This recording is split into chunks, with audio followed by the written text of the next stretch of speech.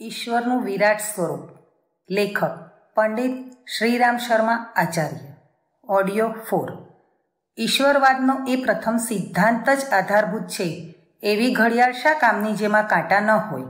તળિયા વગરનો લોટો ભલા કોની તરસ छिपाવી શકે? વેદના જેટલા મંત્રોમાં ઈશ્વર સંબંધી વર્ણન છે એમાંના મોટા ભાગનામાં ઈશ્વરની મહાનતા સૂચક ગુણોનું ગાન છે.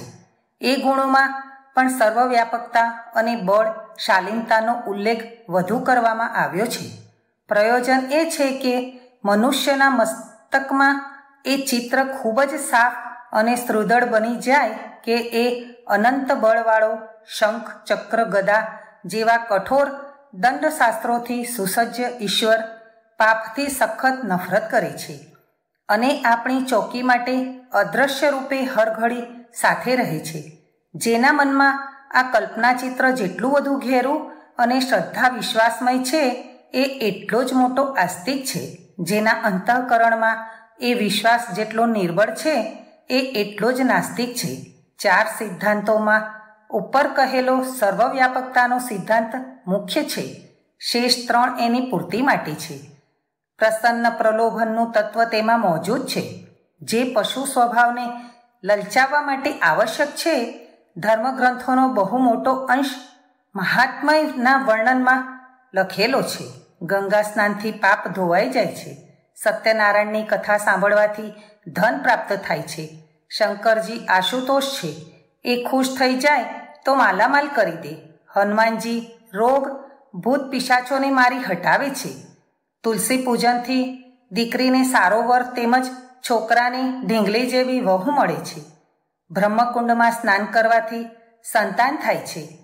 પ્રત્યેક તીર્થનું વ્રત ઉપવાસનું પુસ્તક સાંભળવાનું વાંચવાનું સત્સંગનું ફળ નાના કે મોટા બધા હિન્દુ ધર્મના ઉત્તમ ગ્રંથોમાં મોટાભાગના લખાણમાં મહાત્મયના વર્ણન રૂપે જોવા મળે છે.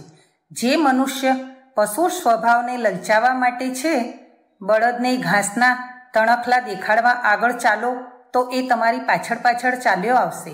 સંકીર્ણ મનોચેતનવાળાઓ માટે પ્રલોભન આવશ્યક સમજીને મહાત્માનો ઉલ્લેખ કરવાનું ધર્માચાર્યો માટે અત્યંત આવશ્યક હતું. એના વિના એ કાર્ય આગળ ન વધતું અને ગાડી અટકી પડતી. ઈશ્વરની બાબતમાં પણ એમને આ નીતિનો આધાર લેવો પડ્યો. તર્ક કરનારાઓ એવું કહેતા જોવા મળે છે કે ભજનનું કશું મહત્ત્વ નથી. ભજન કરનારાઓને એવો લાભ નથી મળતો. ભજન કરનારાઓને એવો કોઈ લાભ નથી મળતો જે ભજન ન કરનારાને ન મળતો હોય. જો મળતો હોય તો એનું કારણ એમના કર્તવ્ય છે, ભજન નહીં. એવા મહાનુભાવોને અમારું નિવેદન છે કે તેઓ દરેક વાતમાં તર્ક ન કરે. દૂધ પીવાથી ચોટલી વધશે એવો ઉપદેશ માતાઓ પોતાના બાળકોને વધુ દૂધ પીવડાવવા કરે છે. અમુક કામ કરી લાવીશ તો તું રાજાનો દીકરો થઈ જશે. એવા પ્રલોભનો દ્વારા માતાઓ પોતાના બાળકોને આજ્ઞાંકિત બનાવે છે. જો માતાઓ આ માર્ગ છોડીને વધુ દૂધ પીવડાવવા બાળકોને સમજાવે કે દૂધમાં સારા વિટામિન, કેલ્શિયમ, ફોસ્ફોરસ, પ્રોટીન વગેરે એવા તત્વ છે જે રક્તના શ્વેતકણોની વૃદ્ધિ કરે છે, તો ઉપદેશ સત્ય હોવા છતાં નિરર્થક બનશે.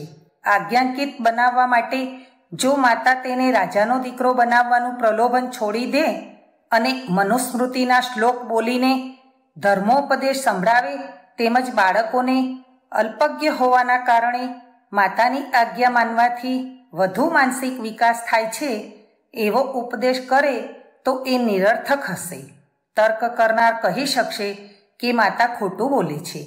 ચોટલી વધારવાનું અને રાજાના દીકરા હોવાનું પ્રલોભન અસત્ય છે, પરંતુ એટલું કહેવાથી જ કામ ચાલશે નહીં. એમણે વાસ્તવિકતાના ઊંડાણ સુધી પહોંચવું પડશે.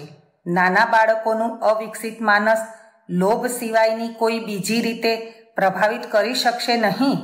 આ રીતે ધર્માચાર્યોએ પણ ધર્મ માર્ગમાં બાળક વૃદ્ધિ અલ્પજ્ઞાન ધરાવનાર માટે વિવિધ પ્રલોભનોથી યુક્ત મહાત્મયની રચના કરી. બીજો કોઈ માર્ગ એમની પાસે ન હતો. આ રીતે ઈશ્વરની કૃપાથી ભૌતિક સુખ સંપત્તિ તેમજ સ્વર્ગ મોક્ષ પ્રાપ્ત થવાનું પ્રલોભન રાખવામાં આવ્યું છે, જે કોઈ રીતે અયોગ્ય નથી. કર્મ કરવાથી જ સુખ મળી શકે છે. આવી માન્યતા રાખનારાઓ સાથે અમારે કોઈ વિરોધ નથી. શાસ્ત્રમાં ઈશ્વર શબ્દના ઘણા અર્થ બતાવ્યા છે. ક્યાંક ક્યાંક એનો અર્થ કર્મ પણ થાય છે. કર્તવ્યવાદી આ સ્થળે ઈશ્વર શબ્દનો અર્થ કર્મ કરતા હોય તો કોઈ આપત્તિ નથી. એના પછી ભયનો ક્રમ આવે છે. અપ્રસન્ન થાય તો ઈશ્વર વિવિધ પ્રકારનો દંડ આપે છે. આ પ્રલોભનવાળા ઉપરોક્ત ભાગની બીજી બાજુ છે.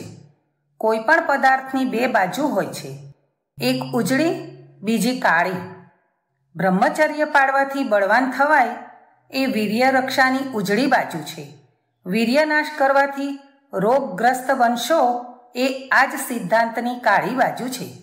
વિદ્યા મેળવવાથી કેટલા સુખ મળશે એ જ્યારે દર્શાવવામાં આવે છે ત્યારે એ પણ કહેવામાં આવે છે કે ન ભણવાથી ખૂબ અભાવગ્રસ્ત તેમજ દુઃખી જીવન વિતાવવું પડશે.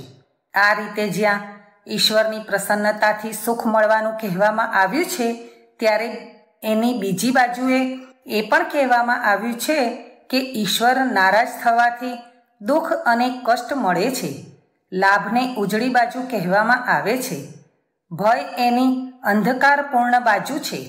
લોભથી પણ આગળ ન વધનારા પશુ સ્વભાવવાળાઓ માટે અંતિમ માર્ગ ભય જ બચે છે. ધર્માજ્ઞાઓ પર ન ચાલવાથી ઈશ્વર વિવિધ પ્રકારની આધિ વ્યાધિઓથી વ્યથિત કરી નાખે છે. આ ભાવના અધર્મ પર ચાલતા રોકે છે.